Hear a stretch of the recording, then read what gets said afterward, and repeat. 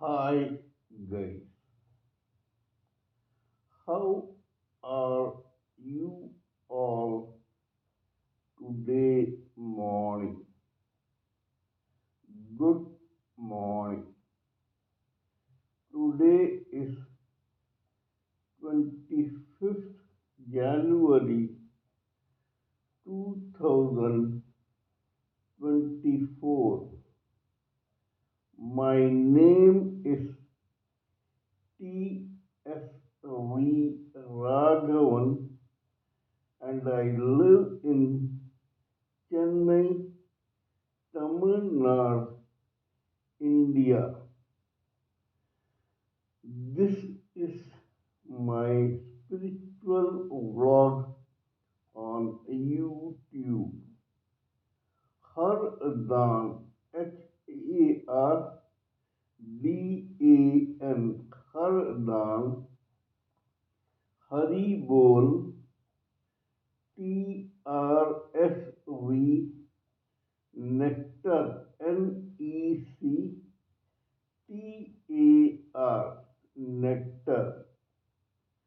In this particular vlog, in all my previous videos, we have been trying to discuss about the knowledge and information that we have gleaned through the study of spiritual books, scriptures, contemplation of the material universe, and the meditation on the spiritual universe. This particular video in this vlog is no exception to that rule. In fact, it is a mere continuation of all that we have been trying to do in all my previous videos. Kindly subscribe to this vlog and press the bell icon so that I may keep informing you about all my previous, present, and future videos. So let us continue with the topic of discussion for today's video. In the past few videos, we have been trying to discuss in detail and analyze in detail a particular term, phrase, or instrument called mind, which plays a perennial role in the psyche of every human living entity, whether male or female, in a particular lifetime in this material world. According to Srimad Bhagavad Gita, a segment of the Hindu epic, the Mahabharata, Lord Krishna, the Supreme Personality of Godhead, suggests to his best friend and cousin Arjuna that this particular mind is actually the main instrument which is the driving force behind every human living entity. In other words, mind is to the human living entity's chariot, just like An engine is to any vehicle or machinery, or a chip is to any electronic equipment. In the absence of this mind, this engine or the chip, that particular chariot called the human living entity, that particular machinery or vehicle, or that particular electronic equipment is reduced to redundancy, and it has only scrap value. In other words, this mind, which is subtle in nature, is the main driving force behind the life and sight of every human living entity in a particular lifetime in this material world. We have been trying to discuss various case histories to authenticate the validity and importance of mind along with the karma and destiny of a human a living entity in what happens to him or her in a lifetime in this material birth or in any birth. According to the internationally renowned spiritualist come teacher Mr. Sanjeev Malik of India, you sow what you reap, what you sow. Your actions have an equal and opposite reaction sooner or later, whether in this birth or in another. Those unworked karma of a particular birth of a human a living entity, whether male or female, are stored in what is known as Sanchit karma in the superconscious or subconscious memory of the same human living entity. A slice of this Sanchit karma is taken by the same human living entity to lay as a foundation for his or her next birth. It is this slice called prarabdha karma which decides on at least the first few years of a particular human living entity and the direction in which his or her life goes.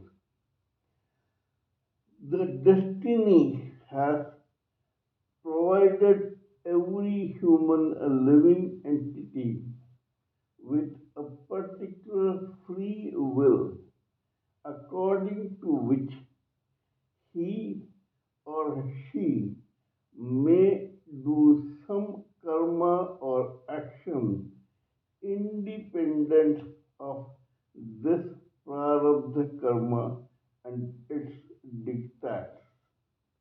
It may be possible that even that free will called kriyaman karma is based on some vibration from the same slice called prarabdha karma. Whatever onward karma happens during that particular lifetime of that living entity is computed and stored into what is known as agami karma or future karma. Majority of this future karma belongs to his or her unworked kriyamana karma based on his or her free will. It is usually rare that there is any unworked karma from the same prarabdha karma which provided a foundation for the lifetime of that particular human living entity.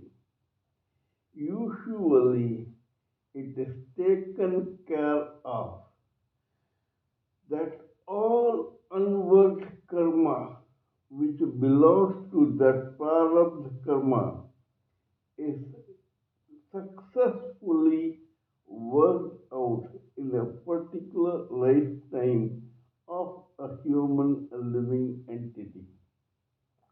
In other words, the main agami karma is directly connected to all actions of that living entity in a particular lifetime based on his or her free will.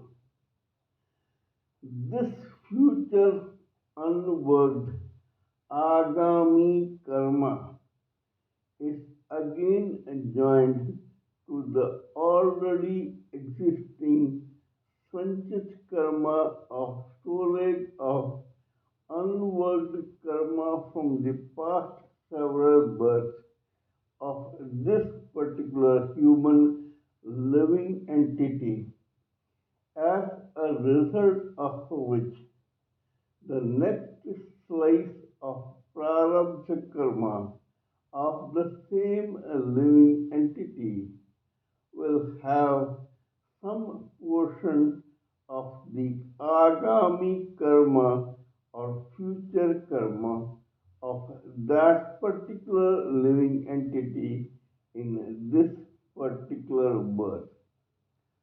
Thus, life goes on and on. We were trying to discuss the case history of one Mr. Henry Sherrier, whose prarabdha karma forced him to gravitate towards the dark negative forces of this material world, where he found an indifferent type of success in various situations. As a result of this, which was a combination of his already existing prarabdha karma and his new actions of kriyamana karma, he was forced to land in the French penal settlement prison of French Guiana for a murder which he claimed to have never committed. Whereas later on, after his death, it was proved that he was indeed the person who had committed this murder. Now we will continue with his Kriyaman karma from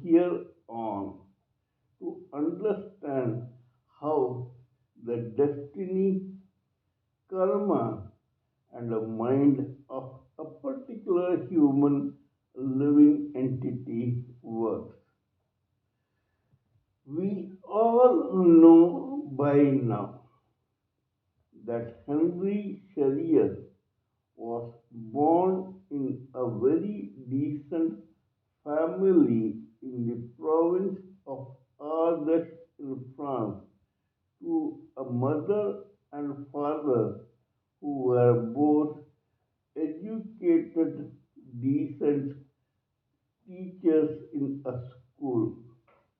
Not only that, he was blessed with two very loving and doting sisters. If only the prarabdha karma of Henry Sherrier went by the name of Papillon in the Parisian underworld later, could have been good. He would probably have ended up as a decent citizen, an upright citizen in the same French society, becoming a teacher or a government employee or some artisan in electricity, etc. But probably there was something negative in the karma and destiny of Papillon or Henry Sherrier that forced him to do some free will or kriyamana karma in such a way that he not only gravitated towards the French underworld but also committed a murder for which he was convicted and sentenced to life imprisonment in the French penal settlement in French Guyana. Nevertheless, we will take the string of this man's psyche and history from then on. 13 years of serving reluctantly or otherwise as a star police informer for the French police in that penal settlement. The same Papillon or Henry Sherrier was released unconditionally by the same French police in a human gesture of peace and friendship. In other words, Henry Sherrier was rewarded for his priceless service as a police informer for this police department in the penal settlement for 13 long years. Probably he had been very successful in serving the police force. Now, 13 years after being in prison in the penal settlement, this Henry Sherrier or Papillon was a free man. However, he did not have much finances to go back to his own home country of France, which was very far off. Either this or probably he himself was reluctant to go back to France. Nevertheless, this guy, now as a free man, gravitated towards the capital of a country called Venezuela in Central America, called Caracas. Here, this guy decided to become a businessman. This certainly was his free will and Kriyamana karma. Henry Sherrier at last wanted to become a successful businessman of sorts. He did several businesses and succeeded indifferently in various capacities in the same business.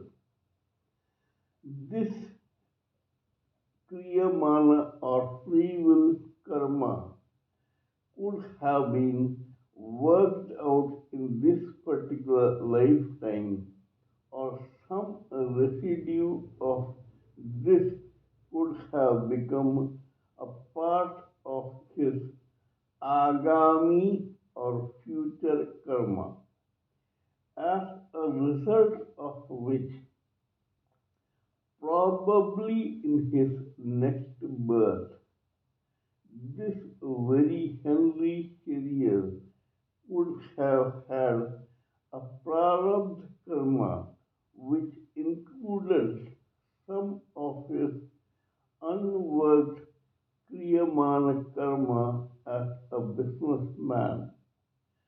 This would have given him a charmed life as a born businessman in his next birth, whether he was born as a male or a female.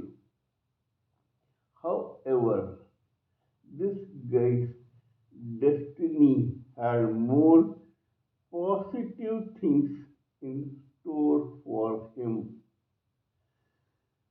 This guy, Henry Sherrier, worked successfully as a businessman for 22 long years. After this, because of an earthquake, his business was reduced to rubble. Not losing his heart, this guy decided to do something about his uncanny ability to remember all information that he had gathered in his 60 or 64 long years. He wrote two books, one called Papillon and one called Banco, which became international business bestsellers, catapulting the same Henry Sherrier to an international icon and legend status as a successful author, praised by such great authors as Andre Malraux of France. He soon became a national celebrity in France. Now we will see how the psyche or the mind of a particular living entity works. His becoming a businessman or an internationally celebrated author gave him some agami karma which was unworked when he died at the age of 67 in the year 1974. Thus, his agami or future karma included his achievements as a businessman as well as that of an internationally renowned star and writer. This could be possible only because this man used his own Kriyaman karma quite positively. Hence, in his next slice of Prarabdha karma, probably both these unworked karmas as a businessman and as an international star could have joined his other unworked karma to give him a next birth as a human, a living entity, whether male or female. This can make us safely assume or presume for the best that probably this Henry Shearer, who suffered because of his negative karma in this birth, probably could have had or will have a charmed life both as a successful businessman as well as an internationally renowned star in writing and his creativity.